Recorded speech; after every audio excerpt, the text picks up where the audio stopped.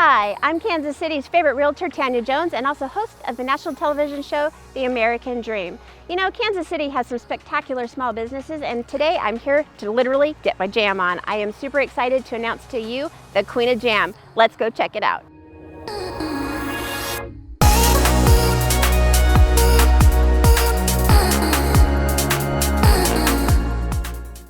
I am so excited and honored to introduce to you entrepreneur and small business owner Jewell Vold of Jewell's Jamzz. It's so great to see you. So good I to missed see you you. too. Thank you so much for having us into your fantastic kitchen. Oh yes, thanks for coming. You're welcome. And What are you going to make for us today? today I thought I would just make a simple raspberry jam. And do it. Yeah, so Let's do it. It's really easy. Provided you give me a taste when you're done. Well, I guess I can do that. Okay, yeah, great. So first we have our raspberries. I already soaked them and washed them. And my hands are clean. So when you buy raspberries, I highly recommend you go on YouTube and watch how they are picked. It is fascinating. Really? Yeah, they have like this little shaking machine type of thing that Just shakes it right out of the bush? yes, it's crazy. And then we have our Zolca Morena cane sugar. And then the juice of half a lemon. I'm going to add this to our agar-agar powder, which is the activator that makes our jam thick. And if I don't do this ahead of time, it gets clumpy. It gets clumpy. So we don't want to do that. It's the kind of consistency you have. So it's not very much. It's just kind of a little. Yeah, just a little bit. So. And does that activate the sugars in the jam? So what it's going to do is it's going to take the jam from being kind of liquidy and it's going to tighten it up. So then it's more spreadable. Okay. So we'll go ahead and introduce this puppy to some heat. And then we'll add this a little bit later. I've got to look over your shoulder here. Yeah, please do. These berries are pretty easy to smash up already because they're fresh. You can use frozen berries too. I mean, I'm not a gatekeeper. If you want to make jam and jelly at home with this recipe, please do. I'm totally fine with it. Oh, thank you. So then all I'm going to do is, this is an immersion blender or a stick blender. I'm going to mash it down just a little bit, and then it might get a little bit loud. So is it normal for you to make like small batches? I try to do small batches just to keep the flavor integrity there. I found like the bigger the batch you make, sometimes it kind of loses its flavor. Right. If that makes sense. Right. I mean, we do make bigger batches of things, but raspberry is one of those that we make a little bit smaller. Well, and I know living in the Midwest, is it harder to find like quality berries, or do you have a supplier that you can most normally get whatever berries you need? Sure. So during like farming season, I really try to like partner with farmers that I meet at the farmers market. Right. I got a great partnership with one for our habaneros because we have a pineapple habanero jam, and they were like, literally just call us and come pick what you want, and then you know, like then I pay them and. So I love spicy. I'm super excited to taste your habanero. Yeah? Oh, sweet. Yeah. Okay, you got it.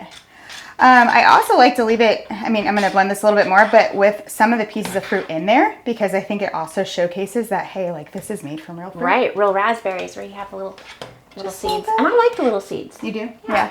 Kind of a fun side note for the people that are watching today. I had a watch party for one of my American Dream episodes. And I had called you and asked if you would like to bring some swag for your business, kind of do like a networking sort of situation. And you showed up with the cutest jars of jam. Oh, and thanks. I invited Yana. Yes. Yeah, Yana with Honest Bread. Yes. Just spectacular bread, right? She brought little loaves of bread. So you guys had this spread of little loaves of bread and little loaves of jam. And the people that were at Jay Rieger's Whiskey Company partying down with all of us, they broke open your jars of jam and those little breads and were sitting right there at their table with their, you know, old fashions, and they were just loving life at that point. That's awesome. And you really kind of stole the show. I had people calling me for days going, hey, next watch party, make sure you bring back the jam and bread lady. So there you go. Next time it's going to have to happen. You've got it. You've got it for life. Yeah. We'll just do it. So, Jules, thank you for walking me through that process. That was fantastic.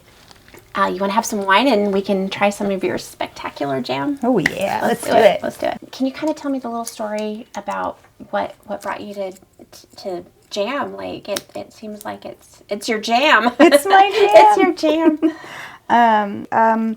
So in 2016 is when I say I founded this company. I was in not the best of relationships. And so I was working to kind of combat that. And then also I wanted to find a creative outlet for my son and I. So we would pick like all kinds of things just to get out of the house.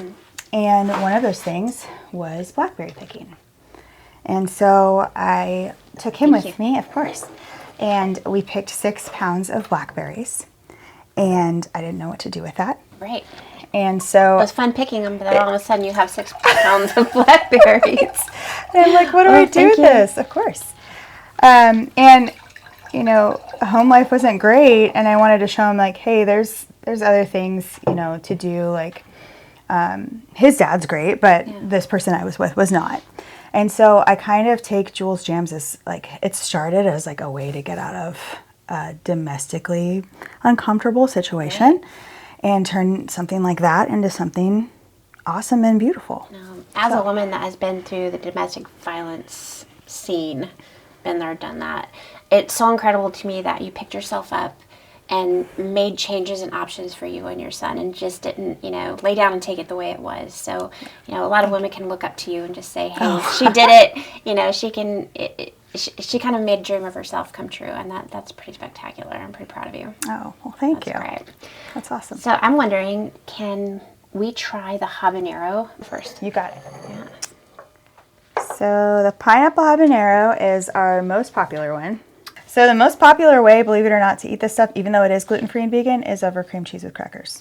I'm not going to judge. So and yeah, I'm going to try it. That's what people like to do with it. So I'm going to try it. Yeah. All right. How about it? Let's do it. Let's do it. So I expected it to be super spicy. It's got just a tiny little bit of kick.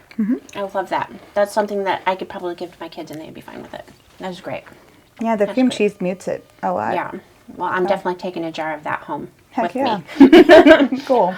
Well, Jewells, I so appreciate you allowing me into your business and into your life a little bit. And I'm just so proud that we're friends. And I can't wait to see what the world brings you next. Thank you, Tanya. This has been awesome. You have a great day. You too.